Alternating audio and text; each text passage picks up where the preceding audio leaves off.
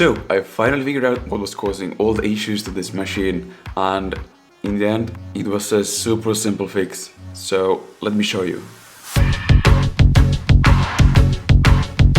Before I can show you what was the issue, I need to quickly take this thing apart, so just a sec.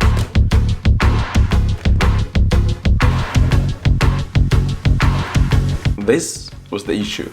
Yes, the riser cable was the root cause of all the issues.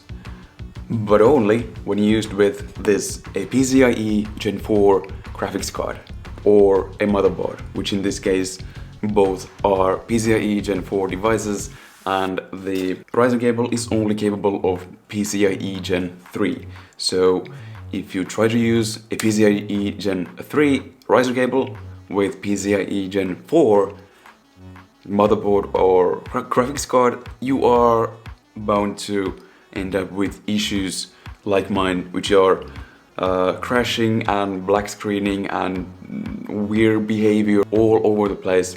But thankfully it's a super simple fix, and all you need to do is go to the motherboard BIOS and just switch the PCIe lane to be Gen 3 instead of Gen 4. So after I did that, all of my issues just went away, and it's a working machine now, and I'm super happy about that, because finally we can continue the build and actually make it into a Hackintosh.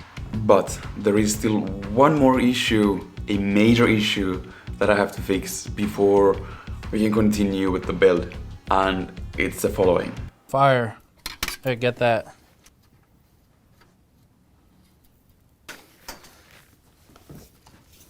There it is. This one here unfortunately has screw holes through the PCB, which apparently are not ground protected with that copper sleeve like you'll see in many PCBs.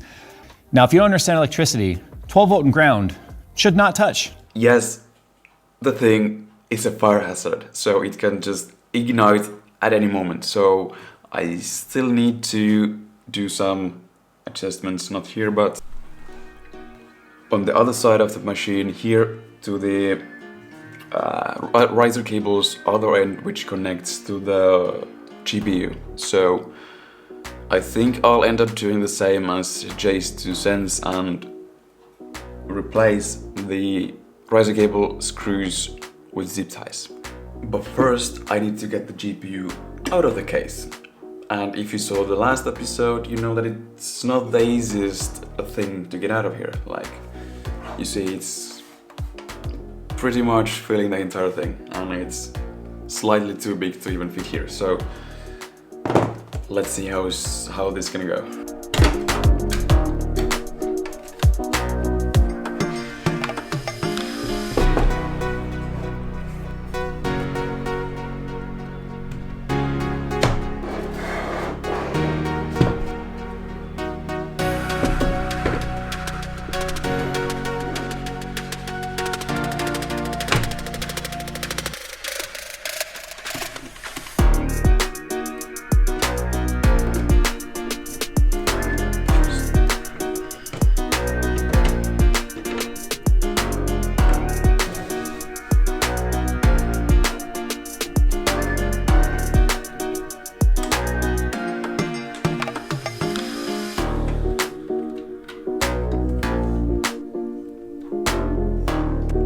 How the hell did I get this in here in the first place? I don't get it. I can't remember, did I go in like this, or, well, definitely not through here. I have to get it out from here somehow. This may take a while.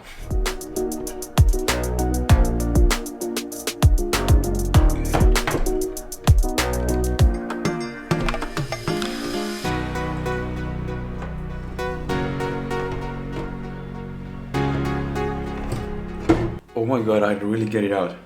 Thank god. And now we can turn our attention into the riser cable. So the problem are these screws, this and this here. We need to remove them and replace them with zip ties.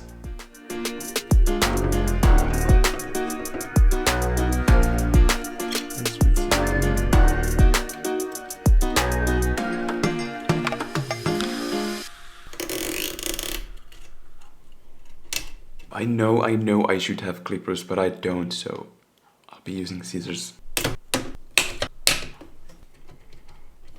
Alright, so now we just have to put it back together and we should be good to go. But it might be easier said than done. So let's see what kind of a hassle it is this time.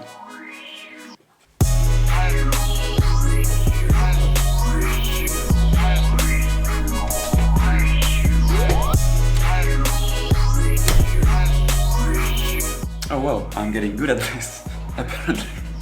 It was barely a hassle at all. Sweet.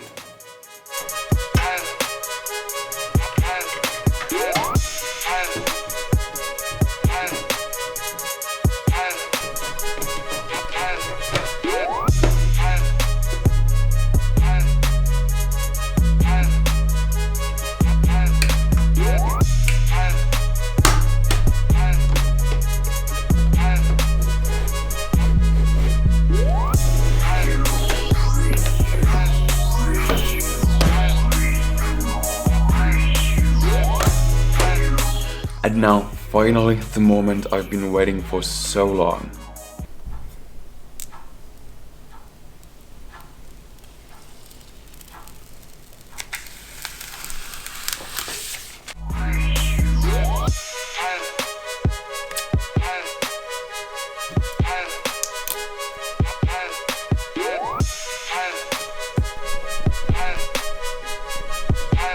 And just like that, the build is finally done. And like, it took long enough, but we're here and it's looking amazing, super clean. I really like this case, even though it has a couple of issues, but those are taken care of now. This means that we can finally move on to the actual Hackintosh part of this build, which is using OpenCore to get macOS running on this machine. So that's next. Alright, it's a new day and it's finally time to build the bootloader using OpenCore. And since this is my first time building a Hackintosh system, it means that I have some reading to do here before I can start building the bootloader. So, cue the montage.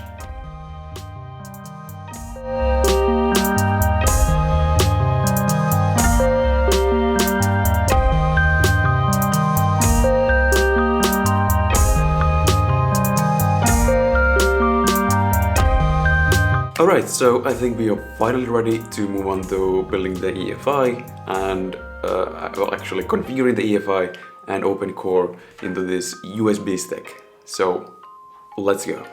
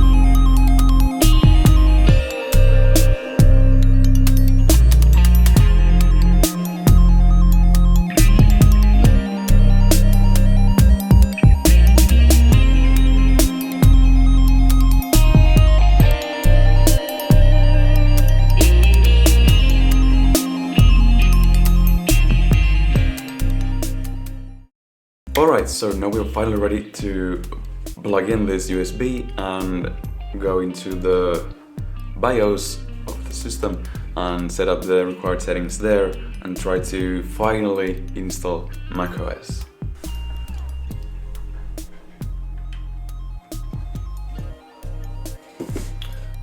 Where's the keyboard?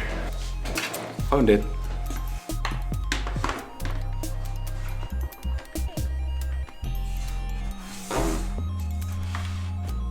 I think we're ready to boot.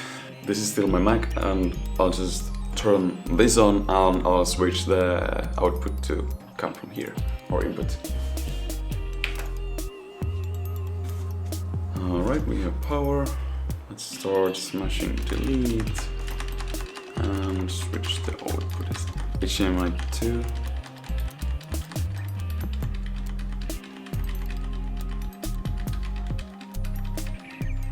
Yes.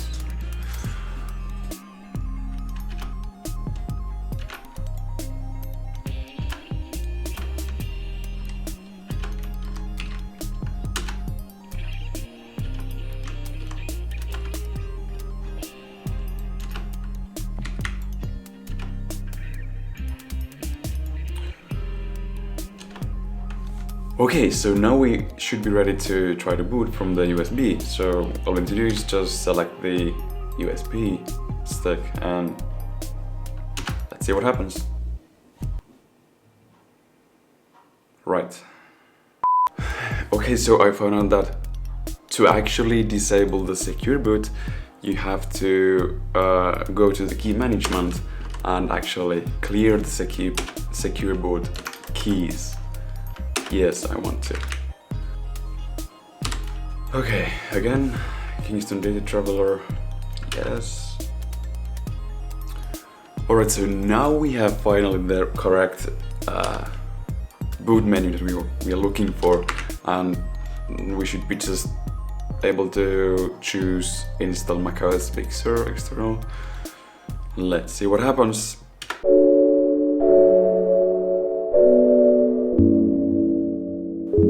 Hey, well, this is looking promising, right? I hope.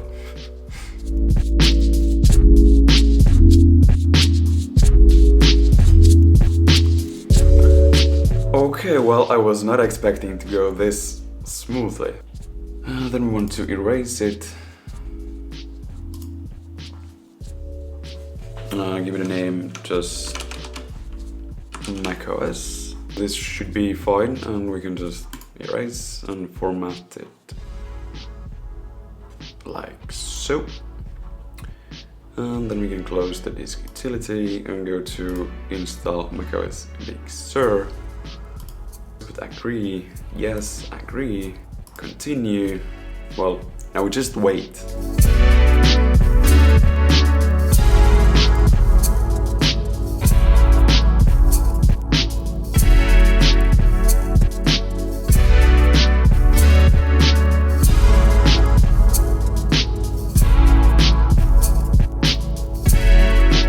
Hey, I think we got it installed correctly. Let's see. Let's go through the actual setup, system setup. Agree.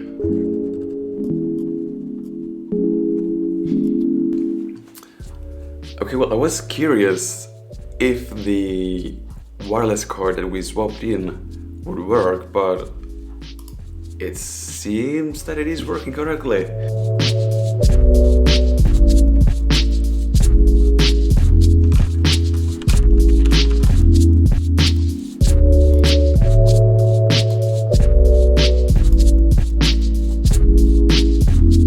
Alright, so seems that we got the macOS installed without a hassle. Like, I'm really surprised that nothing major came up at this point, like at this step.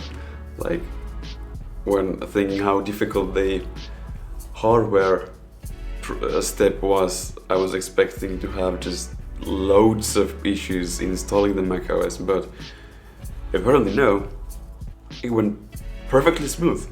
And I'm super happy.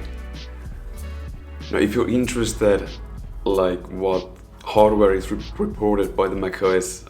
As you can see here, the device is listed at iMac Pro, and then the processor is an unknown processor running 2.8 GHz, and then the memory is 32 gigabytes of DDR4, yeah, expected. Startup disk, yeah, graphics card Radeon RX 5700 XT with 8 gigabytes of VRAM, and everything seems to be fine. And just like that, we have a working Hackintosh system here, and I was really expecting to have more issues while installing macOS than I really had, so I'm super glad that everything went super well and no complaints here. But this is not the end yet, and if you look at the OpenCore guide, there is this post-install section, and I still need to go through all of that to make this like a fully functioning Hackintosh or a Mac, basically. So expect to see part 3. But this is everything for this video, so thank you for watching, and until next time, take care and bye bye.